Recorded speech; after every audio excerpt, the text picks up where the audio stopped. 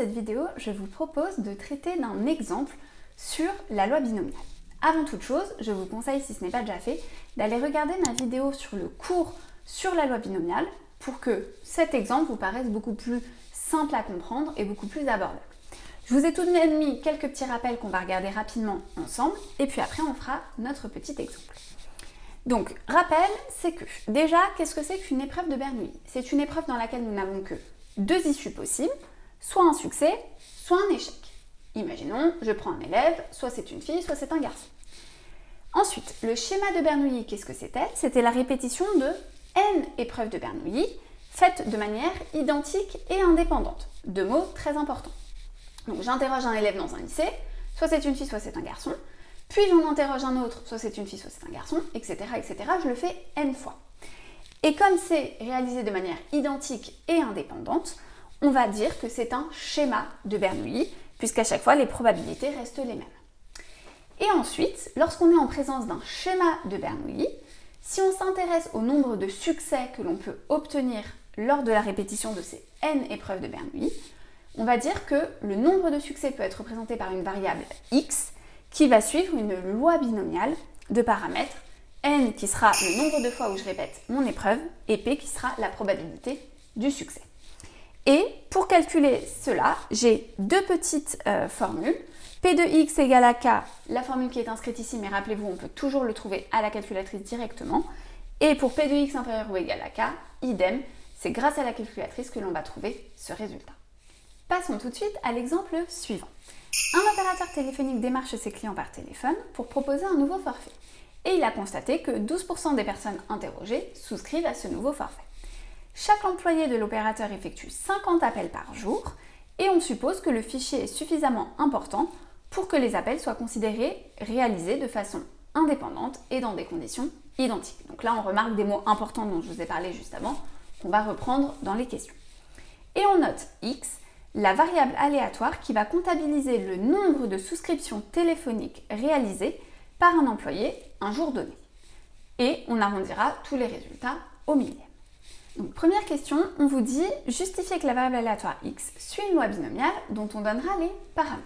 Donc pour que notre variable aléatoire suive une loi binomiale, il faut qu'on soit en présence d'un schéma de Bernoulli.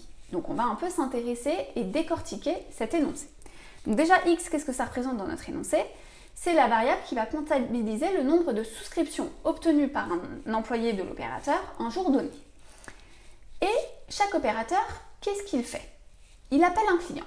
Ce client, soit il va souscrire au nouveau forfait, soit il va refuser l'inscription au nouveau forfait. Donc là, on est bien dans une épreuve de Bernoulli, c'est-à-dire que l'appel à un client n'a que deux issues possibles, soit je souscris, soit je ne souscris pas.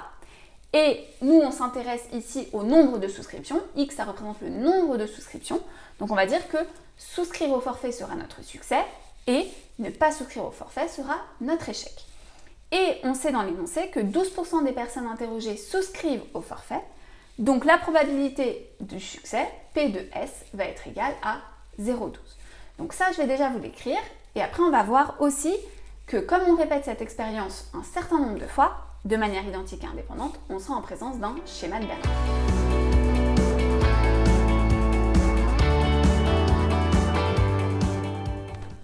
Je vous ai donc mis un employé appelle un client, soit il souscrit au nouveau forfait, c'est donc le succès, soit non, c'est l'échec.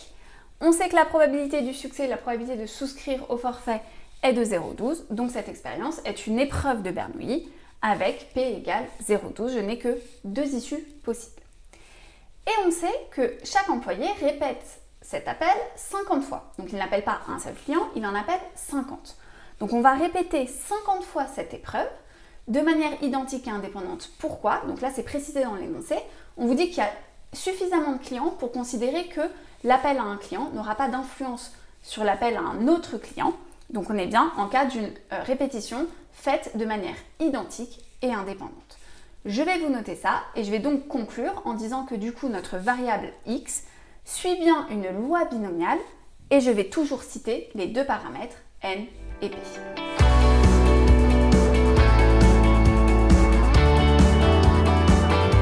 Je vous ai noté, on répète cette expérience 50 fois de manière identique et indépendante.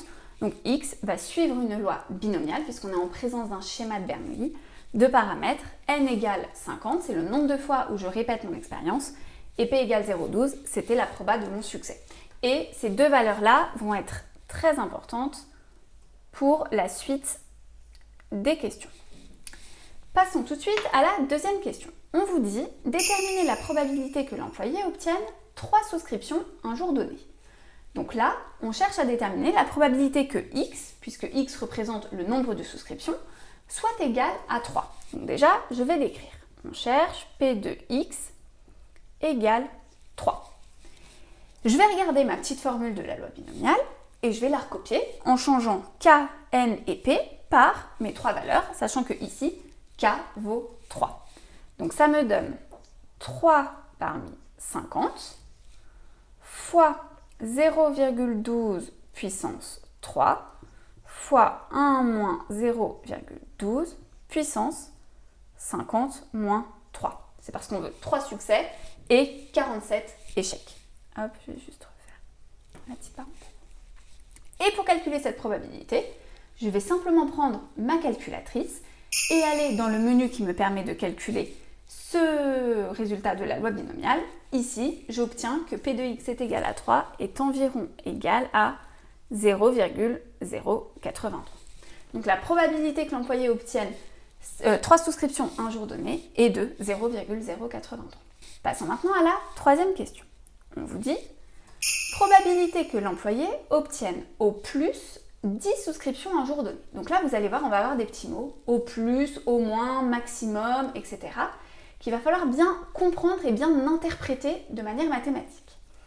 Qu'est-ce que ça veut dire au plus 10 souscriptions? Ça veut dire au maximum, on en veut 10, 10 peut être inclus. Au plus 10, ça sous-entend jusqu'à 10. Donc en fait, ce qu'on est en train de chercher, c'est la probabilité que l'employé, un jour donné, il ait soit 0 souscription, soit 1, soit 2, soit 3, soit 4, etc. jusqu'à 10 inclus. Donc ça veut dire qu'on pourrait refaire la formule que je viens de faire pour 0, pour 1, pour 2, etc. jusqu'à 10 et tous les additionner. Mais ça prend du temps. Donc on a une technique qui nous permet de calculer directement ce que je cherche ici. Au plus 10, ça veut dire que je cherche la probabilité que x soit inférieur ou égal à 10. Je veux que mon maximum, ça soit 10. Et bien pour ça, je prends ma calculatrice et selon que j'ai une Casio ou une TI, je vais aller soit dans binôme CD, soit dans binôme FREP et je vais rentrer mes paramètres et là, j'obtiens que P de x inférieur ou égal à 10 est environ égal à 0,968. Donc c'est assez simple, j'utilise simplement ma calculatrice. Dans la question 4, on vous demande déterminer la probabilité que l'employé obtienne au moins une souscription un jour donné. Au moins une, qu'est-ce que ça veut dire? Si je prends le nombre de souscriptions que peut obtenir l'employé un jour donné, il peut en avoir 0, personne ne souscrit, 1, 2, etc., etc., jusqu'à 49, voire 50, si tous ces appels sont concluants. Eh bien moi, je cherche la probabilité d'avoir au moins une souscription. Donc là, ce que je suis en train de chercher, c'est 1, 2, 3, etc. jusqu'à 50. Donc, tout ce qui se trouve ici. Ce que je suis en train de chercher, c'est donc la probabilité que le nombre de succès, le nombre de souscriptions, il soit supérieur ou égal à 1. Donc, soit j'en ai une, soit j'en ai deux, soit j'en ai trois, soit j'en ai jusqu'à 49 et 50. Ça veut dire qu'il faudrait que je fasse la formule pour 1, pour 2, pour 3, pour 4, etc. jusqu'à 50. Beaucoup trop long à faire. Et malheureusement, je ne peux pas utiliser P de x inférieur ou égal avec ma calculatrice parce que là, ce que je cherche, c'est P de x supérieur ou égal. Donc là, à chaque fois que vous aurez supérieur ou égal, il va falloir que vous recherchiez l'événement contraire. Quel est l'événement contraire de supérieur ou égal à 1 ? La seule chose que je ne comprends pas lorsque je dis supérieur ou égal à 1, c'est le fait que j'en ai 0. Donc, avoir au moins une souscription, c'est le contraire d'avoir 0 souscription. Donc ça, je peux donc écrire que c'est égal au contraire, donc 1 moins, l'événement contraire, rappelez-vous, la probabilité de n'avoir aucune souscription. Puisque la somme des probabilités de chaque événement, donc d'en avoir 0, plus 1, plus 2, etc., est égale forcément à 1. Donc si là, je cherche tout ça, j'ai juste besoin de trouver quand est-ce que j'en ai 0 et je fais 1 moins ce résultat. Donc ça me donne 1 moins P de X est égal à 0, il faut que je fasse la formule. Donc ça fait 50, 0 parmi 50, fois 0,12 puissance 0, fois 1 moins 0,12 puissance 50 moins 0.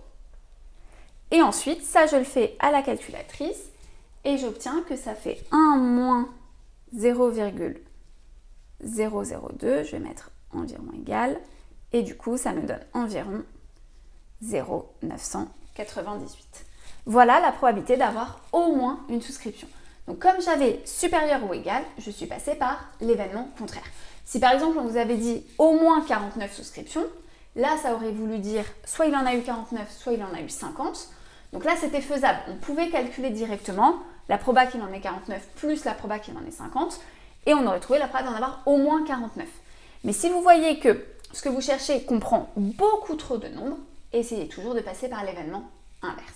Question 5, on vous dit trouvez la probabilité que l'employé obtienne au moins 5 souscriptions un jour donné. Donc là, on vous demande non pas au moins 1, mais au moins 5. Donc si je reprends mon petit truc, je vais vous en faire un autre en dessous. Je peux en avoir, donc on a dit soit 0, soit 1, soit 3, soit 4, soit 5, soit 6, soit jusqu'à 49 et 50. Ici, on nous demande la probabilité qu'il en ait au moins 5. Au moins 5, ça veut dire 5 ou plus. Donc on cherche toute la partie qui est là. Et encore une fois, calculer tout ça, c'est beaucoup trop long. La proba qu'il en ait 5, plus la proba qu'il en ait 6, etc. Il faudrait faire cette formule-là pour 5 jusqu'à 50, beaucoup trop. Donc on va encore une fois s'intéresser à l'événement inverse. Mais l'événement contraire, cette fois-ci, c'est tout ça. C'est donc la proba qu'il en ait 0, plus 1, plus 2, plus 3, plus 4. Donc on pourrait calculer pour 0, 1, 2, 3 ou 4, j'aurais 5 calculs à faire, c'est faisable. Mais ça, on peut aussi l'écrire avec une notion de inférieur ou égal. Finalement, tout ça, c'est la probabilité que x soit inférieur ou égal à 4.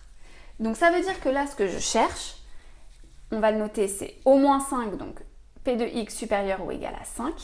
C'est finalement le contraire, donc 1 moins la probabilité que x soit inférieur ou égal à 4. Et quel est l'avantage de l'écrire comme ça?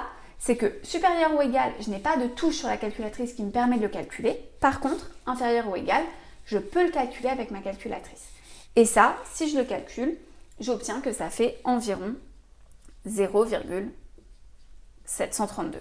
Donc la probabilité d'obtenir au moins 5 souscriptions est égale à 0,732. J'ai trouvé ce résultat finalement assez rapidement. Et enfin, dernière question, on vous dit déterminer l'espérance de x et interpréter ce résultat. Donc, je vais vous faire la question juste ici. L'espérance, c'est une formule. Pour trouver l'espérance d'une loi binomiale, il faut faire n fois p. C'est assez facile. Notre n et notre p, on l'aura toujours défini au début de l'exercice. Donc, j'ai juste besoin de faire 50 fois 0,12 et ça me donne 6. Et qu'est-ce que ça veut dire ce nombre? Comment j'interprète cette espérance? Eh bien, je sais que l'espérance, c'est une moyenne. Ça veut dire qu'en moyenne, lorsqu'un opérateur appelle 50 personnes par jour, il obtiendra 6 souscriptions au nouveau forfait. Je vous écris la phrase et je vous la répète juste après pour que vous compreniez bien cette notion d'espérance. Je vous ai donc écrit en moyenne, donc c'est vraiment le mot typique pour interpréter une espérance. En moyenne, un employé obtient 6 souscriptions par jour, puisque X représentait le nombre de souscriptions obtenues par un employé un jour donné. J'espère que cet exemple est clair pour vous. N'hésitez pas à vous entraîner à faire d'autres exemples. Apprenez bien ce petit schéma de rédaction que je vous ai mis ici, qui réexplique pourquoi ici notre variable suit la loi binomiale. C'est important que vous le compreniez pour pouvoir le reconnaître dans les exercices. Apprenez bien sûr votre formule et sachez retrouver tous ces résultats grâce à votre calculatrice. N'hésitez pas à me poser toutes vos questions en commentaire si vous en avez, à vous abonner à ma chaîne YouTube et je vous dis à bientôt les loulous!